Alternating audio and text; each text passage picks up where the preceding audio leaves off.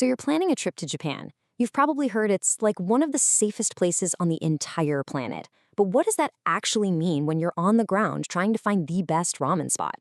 Today, we're going to get into the reality behind that amazing reputation, covering everything from sneaky scams to some brand new travel rules you really need to know about.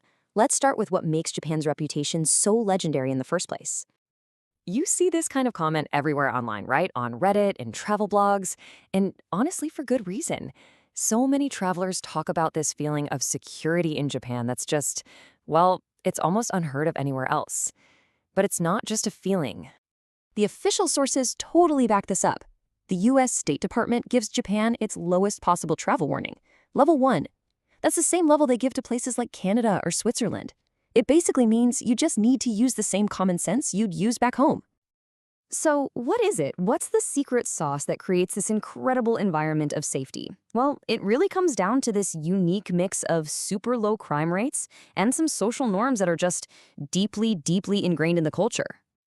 And this is where you see this fascinating, kind of funny paradox in Japan.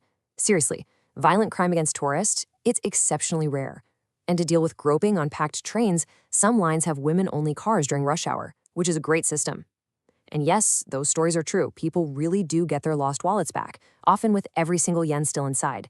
But, and here's the wild part, if you leave your bike unlocked or your cheap convenience store umbrella in a stand, it might just walk away. It's a very strange, but very real quirk of life in Japan. So, while you don't really have to worry about the big scary stuff, that doesn't mean you can just turn your brain off completely. There are definitely still some opportunistic scams out there, and they mostly target tourists, especially in the big, busy nightlife areas. And that's the key question, isn't it? The answer is a hard no. It's not that Japan isn't safe, it's just that the threats are different. You're not worried about physical danger so much as you are about someone trying to cleverly trick you out of your money. Okay, this is the absolute classic, the big one. You're in a neighborhood like Roppongi or Kabukicho, and a super friendly promoter on the street tells you about this amazing all-you-can-drink deal. But once they get you inside, bam, you get hit with hidden table charges, service fees, and a final bill that is just astronomical. The US Embassy has even had reports of people being threatened if they refuse to pay. So here's the golden rule, the one thing to remember. Never, ever, ever follow a street promoter into a bar or club. Ever. Ah, the fake monk. You'll see this one in super popular tourist spots. Someone dressed up in robes will come up to you, maybe hand you a little good luck charm, and then ask for a donation for their temple. It feels legit, but it's a total scam. Real Buddhist monks in Japan just don't go around asking for money on the street like that. The best move is to just give a polite smile, maybe a little bow, and keep on walking. And look, even in super safe Japan, you still have to watch out for good old-fashioned pickpocketing. So where should you be most on guard? Just think of the most ridiculously crowded places you can imagine.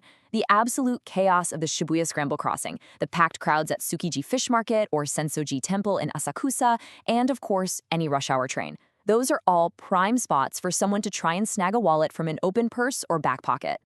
All right, next up, let's talk about something that's really changing how people travel to Japan. Since tourism has come roaring back, a whole bunch of new rules and procedures have been put in place, and you absolutely need to know about them. Okay, this timeline is really important if you're planning a trip. Starting in April 2025, there's a new one-stop entry system coming to major airports. It's going to let you clear immigration and customs at a kiosk, which should save a ton of time. Then, from July 2025, a new rule. No power banks in the overhead bin. They have to be in your personal bag under the seat. Also, keep an eye on this. By late 2025, the government is thinking about making travel health insurance mandatory, so stay tuned. And a big one for shoppers, from late 2026, the tax-free system is changing. You'll have to pay the tax when you buy stuff and then get a refund at the airport on your way out. This might be the most important tip I can give you. The days of just rolling up to a major attraction and buying a ticket are over.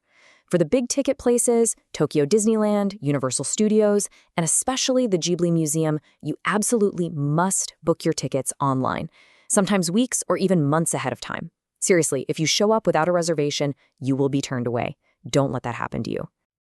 Okay, so even in the safest country in the world, it pays to be prepared, right?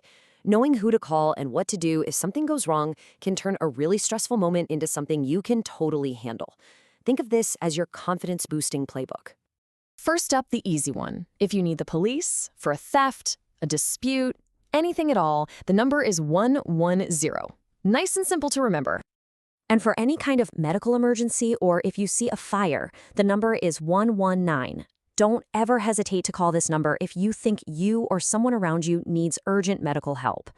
Now, if you need to go to a hospital for something that isn't a life or death emergency, the process is pretty straightforward. You'll go to the registration desk, and just a heads up, it's considered totally normal etiquette to wear a face mask inside a hospital or clinic. It's just what people do. After you're treated, you'll go back to pay. And this is exactly why travel insurance is so crucial, because you'll almost always have to pay for everything up front. Now get this, because this is a surprising and incredibly reassuring fact. If you need to call an ambulance, the ride to the hospital is completely free. And that's for everyone, including tourists. It's an amazing service that takes away a huge financial stress right when you need it least. So remember that lost wallet we were talking about? Well, the reason so many things get returned is tied to this cultural idea called washirmo no, which basically means forgotten things. There's this deep social expectation that if you find something, you turn it in, and the systems they have for it are just insanely efficient. And this number really puts it all into perspective. On major train lines like JR East and the Tokyo Metro, they successfully return about 30% of all lost items to their owners. And think about it, they handle millions of items a year, everything from umbrellas to smartphones. That is a truly staggering success rate, and it's all thanks to those meticulous systems and that wasarimono culture. So what's the big takeaway from all of this? Japan is every bit as safe as you've heard. But real travel confidence doesn't just come from being in a safe place. It comes from being prepared. It comes from knowing about the local scams, understanding the new rules, and having a little plan in your back pocket just in case. That knowledge is what lets you truly relax and have an amazing time. By understanding both the incredible safety and the few little risks that exist, you can navigate Japan not with fear, but with smarts and awareness. You're now equipped with the essential info for a smooth, safe, and honestly unforgettable trip. So, are you ready to go explore?